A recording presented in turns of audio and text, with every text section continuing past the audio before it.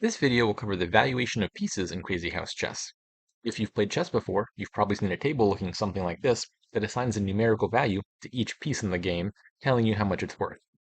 There's nothing in the rules of chess that give any value to any particular piece. The only goal of the game is to checkmate the king. But, especially if you're newer, having a heuristic model for how much each piece is worth helps you know which trades are likely to be advantageous and which ones are likely to be disadvantageous. And the answer you'll usually get is something like this, where a pawn's worth 1, the minor pieces, knights and bishops, are worth 3, rooks are 5, and the queen is 9. Crazy House, a lot of this matters a lot less because material balance is less important in the first place, but it's still at least somewhat helpful to have a conception of which pieces are worth what to know when trades are good to make. The numbers end up looking a little bit different though. This is the valuation that I would recommend for a Crazy House. Pawn is worth 1, knights, bishops, and rooks are all worth about 2 pawns, and queens are worth 4 pawns. The rest of this video will look at why those numbers are what they are. The single biggest difference influencing those numbers is just that in Crazyhouse, pawns tend to be more valuable, relatively speaking, compared to pieces. The biggest limitation of pawns in chess is that they are incredibly immobile. They can move in exactly one direction, one space, and they're often attacking only 1 or 2 squares. In Crazyhouse, though, a pawn in the hand can be dropped anywhere on the board in exactly the most annoying position. And so pawns end up being a lot more valuable in a lot more contexts.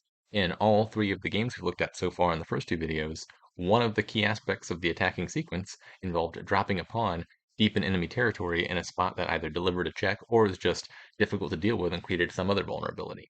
This fact that pawns end up being more useful, I think, is explaining most of the difference in how much each piece is worth.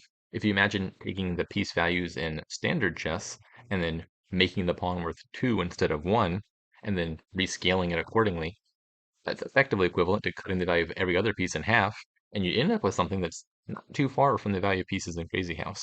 It's not quite exactly the same because there's a few other effects at play.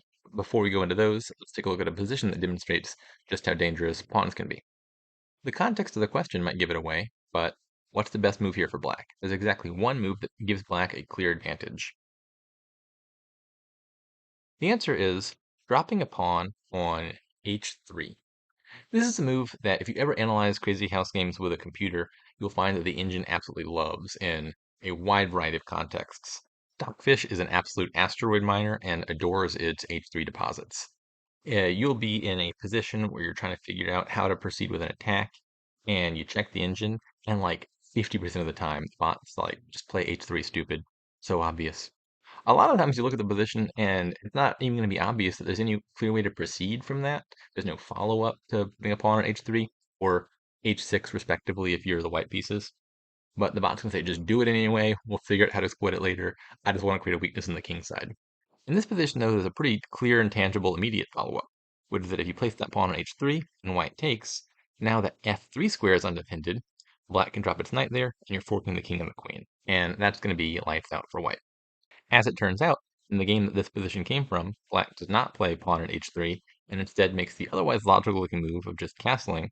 And you want to take a guess of what the computer thinks the best move for white is in response to black castling? Yeah, it's playing pawn at h6. Dropping a pawn on the h6 square is the one and only move that you can see over here on the right-hand side. The computer thinks gives white an advantage of about 2 pawns worth. Every other move, it thinks white's behind here by about 3 pawns or more. And so this ends up being a very common attacking motif of pawn on h3 or on h6, creating some sort of kingside weakness that you then exploit either immediately or down the road. So we've seen that pawns are more valuable. There's a few other minor differences that are still worth explaining. The next is, why are rooks worth only about as much as a knight or a bishop in standard chess? The answer is you don't really get the mobility advantage of a rook that you do in a normal chess game. In chess, the rooks really come alive in the endgame. The pieces have all fallen off the board, it's wide open, and the rook can zoom around to whatever square it wants. You never reach an endgame in Crazyhouse. The board is always occupied with pieces, and so you never have that point in the game where rooks are really strong. Think about in chess how valuable the rook is in the opening or the early mid-game. Still useful, but not quite as much. It's kind of what's going on in Crazyhouse chess here. And then likewise with the queen, same sort of thing. And then lastly, we have the knights and the bishops, which end up being slightly more valuable than you'd expect, just based on that rescaling from a moment ago. Knights are very helpful offensively. This showed up in the previous 2 videos where the attack involved the knight dropping into a key square. A lot of attacking in Crazyhouse chess involves occupying or creating holes in the enemy position from which you can reach the enemy king, and the knight reaches a totally different set of squares than any other piece. and so it covers places that you otherwise wouldn't be able to reach easily.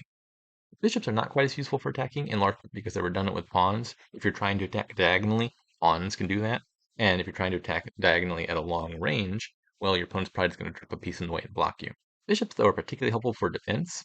A lot of times you're in a position where there's a specific hole in your position you've got to cover, and if you take a turn off to place a piece that's defending that square, your opponent's just going to take their next turn, creating a new weakness that you've got to defend, and then you're perpetually on the back. A lot of what's helpful with bishops is that they can simultaneously create one threat on one side of the board that your opponent has to deal with while defending a position, while defending a square on your own side. And then because your opponent had to deal with that threat, you're able to cover a key square without wasting a tempo doing so. Here's an example from a sample game that closely resembles what you'll likely encounter a lot early on playing Crazyhouse chess. White has sacrificed a bishop on f7 to open up an attack, and brought in a knight and dropped a pawn there. This, by the way, is a lot less dubious in Crazyhouse. There's a lot of strong ways to sacrifice early on f7 and create a decisive attack. We saw that in the last video. But this particular sequence isn't quite working out. And we see the computer's preferred refutation for black here is going to be dropping that bishop onto the h5 square. And what this bishop is doing is, on the one hand, it's creating an attack on white's queen that white's going to have to deal with. For example, the computer's preferred move in response is going to be pawn to f3. And then, because white was occupied making that move, rather than further advancing its attack, black has time then to do what it really wants to do, which is drop this bishop back, capture on f7, and then the attack starts to fizzle out. And so you'll see positions like this come up a lot, where it's a strategic move to drop a bishop in a spot where it simultaneously creates one offensive threat, one defensive threat, and then your opponent neutralizes the offensive threat, but that bought you the one turn you needed to stabilize your position. Again, all of this is a lot more fuzzy in Crazyhouse than it is in standard chess. There's a lot more context where you're happy sacrificing the exchange or giving up material in exchange for opening up a weakness on the king side or gaining yourself a move or two in development. But ceteris paribus, I think this is about how much each piece is worth.